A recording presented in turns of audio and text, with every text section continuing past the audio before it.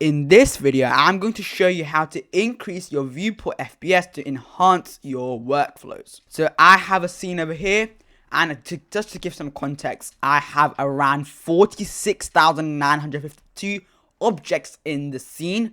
And currently, if I go check how many vertices I have, as you can see, it is so laggy right now. I can't even select stuff at this point. Okay, I can't even select stuff. As you can see, it's super laggy.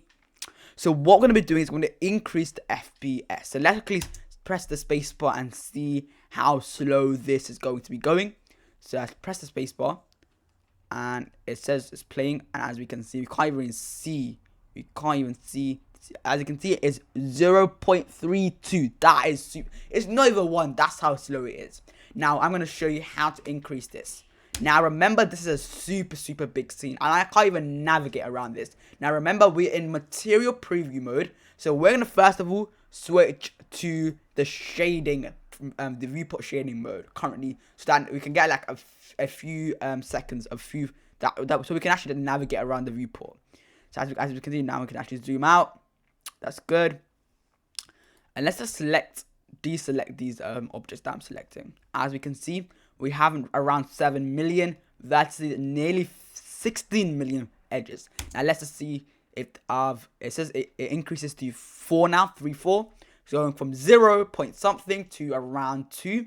Now to increase it even further, what we're going to be doing now is we're going to go over here, and I want you to go into your render render settings, and over here, if you already haven't enabled simplify, I want you to decrease your child particle to 0.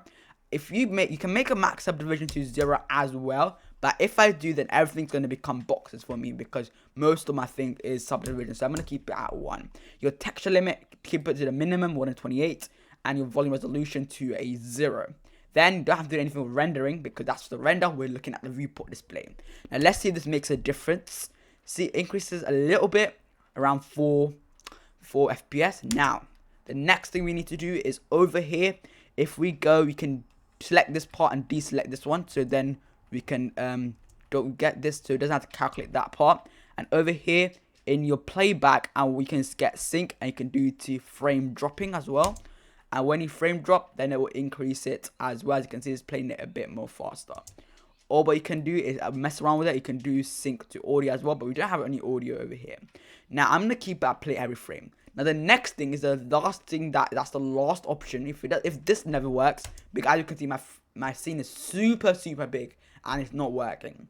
Now most of the time it should work if your scene is quite small, but currently my scene is massive.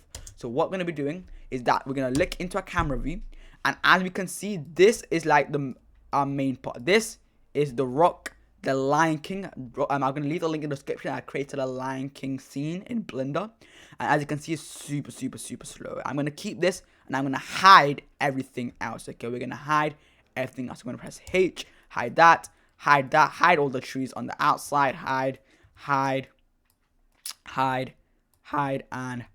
As you can see, we are left with the lighting. Let's hide these, and with the cameras. And now let's see if this increases. Look at that, it increases to 22 and near 24. Now this is where it is workable. Now you can actually work, animate, edit your scene. Now this is literally it. Okay, if your simplify doesn't work, if your playback over here, frame dropping doesn't work, and this doesn't work as well, you can also get rid of all the overlays as well to get your most optimized viewport. As we can see, it's going to be at 24 frames per second. That is the most optimized project or scene in your Blender file. So I hope you guys learned something from this, and if you benefited from this video, leave a like and subscribe, and I'll see you guys in my next video.